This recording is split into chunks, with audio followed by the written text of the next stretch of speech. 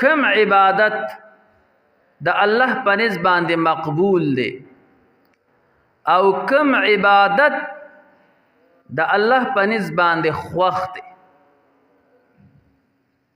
نو دا عبادت چې کوم الله رب ذوالجلال خوښي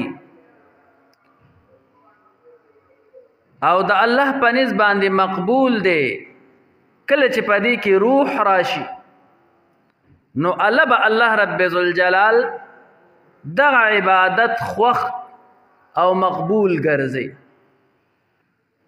او کنه په عبادت کې روح نوي، هغه عبادت د الله په نسبت باندې مقبول او د الله په نسبت باندې خوښ نه دی.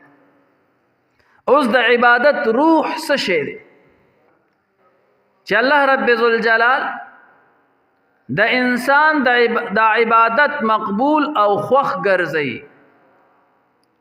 او روح پکې راشي؟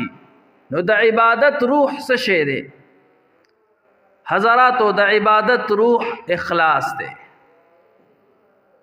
کم عبادت کې چې اخلاص وي هغه عبادت کو معمولی ولی نه وي، د الله په نسبت باندې ډیر زیات محبوب دی.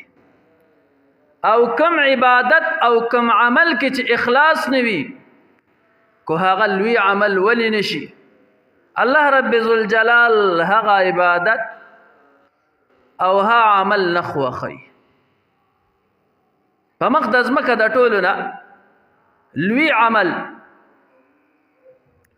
او لوی عبادت دا علم دی.